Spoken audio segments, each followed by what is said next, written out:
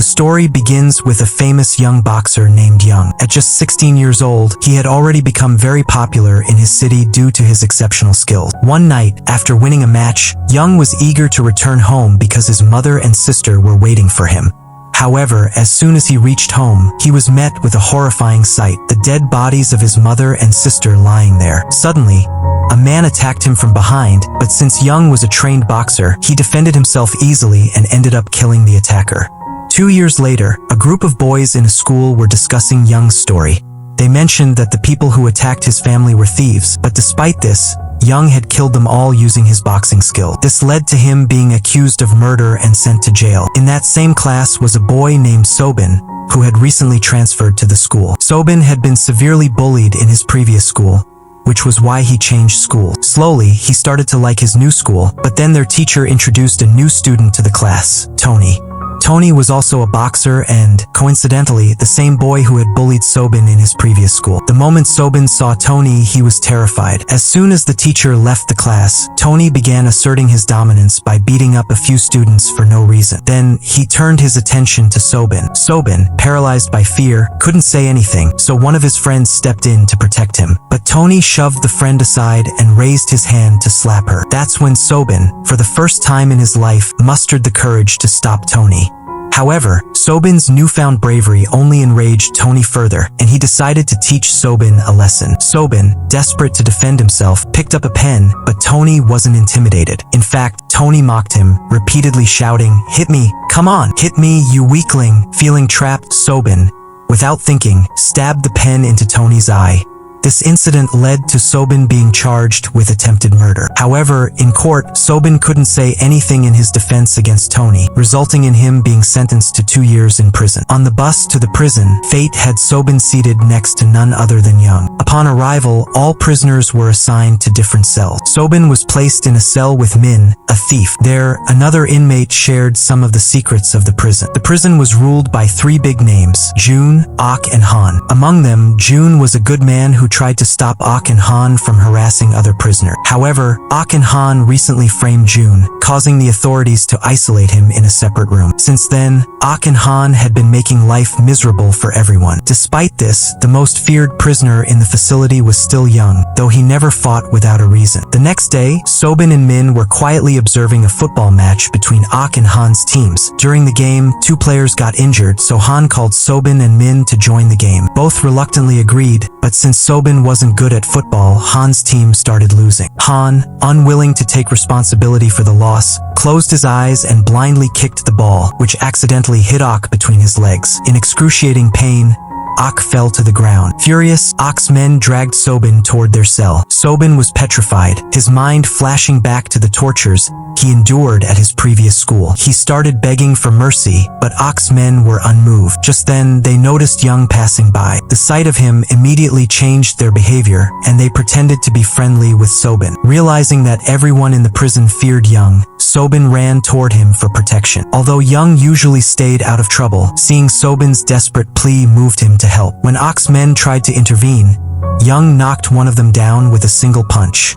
In prison, inmates were also given classes. During one such class, Ak couldn't stop glaring at Sobin, determined to take revenge.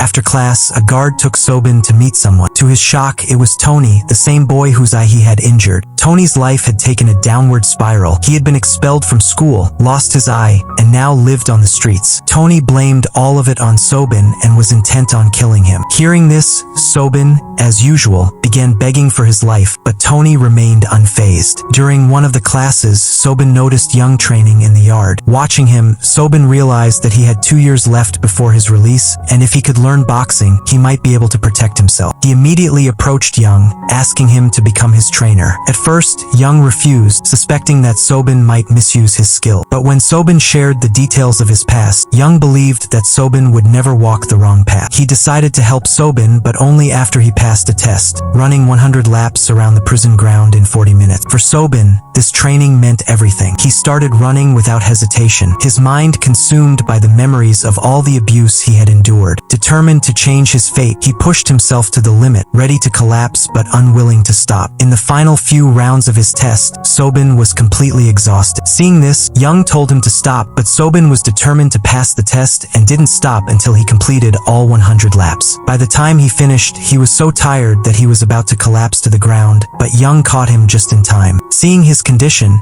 Young understood how important learning boxing was for Sobin and decided to help him. To start, he requested the jailer to shift Sobin into his cell. The jailer, who was also a fan of Young and knew he wasn't a bad person, agreed to the request and immediately shifted Sobin to Young's room.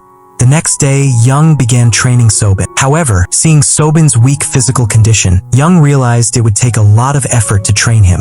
Meanwhile, Ak was also plotting his revenge but was reminded by his men about Min, who had been with Sobin that day. They decided that perhaps they could use Min to separate Sobin from Young. During training, Sobin was so exhausted that he wanted to rest, but Young reminded him that with such an attitude, he could never learn boxing. Hearing this, Sobin pushed himself to keep exercising. Over the next several days, Sobin worked tirelessly, and gradually, his body began to transform. During this time, Sobin and Young also developed a strong friendship. Meanwhile, outside the prison, Tony started fighting with various thugs in the city. During one of these fights, a prominent gangster noticed him and offered him work after seeing his skill. However, Tony wasn't interested and insulted the gangster, who retaliated by slapping him to the ground. The gangster then gave Tony one last chance to accept the offer. Desperate for money, Tony eventually agreed to work for the gangster. Back in the prison, during lunch, Min told Sobin that in a few days, Young would be transferred to a high-security prison for more dangerous criminal. This news devastated Sobin, as Young hadn't told him anything about it. Sobin immediately confronted Young, who explained that sooner or later, Sobin would have to learn to fight for himself, and that time was approaching quickly. Taking his words to heart, Sobin resumed his training with even more dedication. Meanwhile, Ak's men started harassing Min. When Sobin arrived, they tried to intimidate him too, but Sobin used his newly acquired boxing skills to fight them off. When Ak heard about this, he ordered his men to bring Sobin to him immediately. However,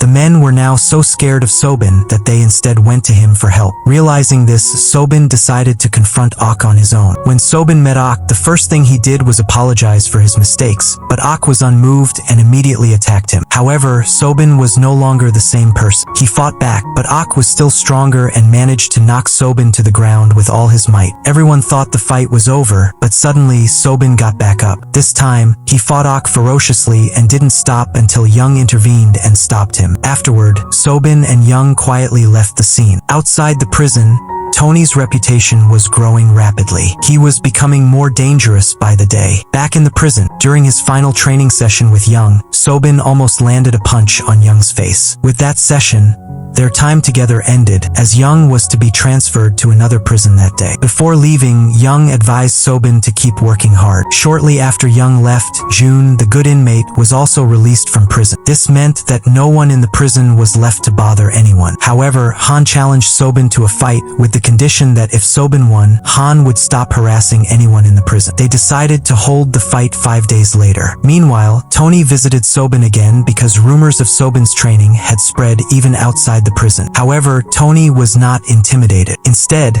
he was happy, knowing their fight would now be a worthy contest. On the day of the fight, Sobin and Han faced off in a nail-biting match. Both fought fiercely, but Sobin's hard work paid off. Han couldn't last long against Sobin's relentless attacks and eventually admitted defeat. True to his word, Han promised never to harass anyone again. From that day onward, peace returned to the prison, and many of the leaders even became good friends over time. In this way, Sobin's 2 years in prison came to an end. Upon his release, the first person he encountered was Tony, who didn't say a word before launching an attack. During their fight, both showed remarkable agility, dodging each other's punches effortlessly. However, after some time, Tony began overpowering Sobin just like before. Lying on the ground, Sobin suddenly remembered Young's face. This memory gave him the strength to get back up and fight again. This time, Sobin used a special technique taught by Young and landed a punch so powerful that Tony couldn't stand back up, no matter how hard he tried. After defeating Tony, Sobin silently walked away. Despite being far apart, Sobin and Young's friendship remained strong. If you enjoyed this story, don't forget to like the video and subscribe to the channel. See you in the next one.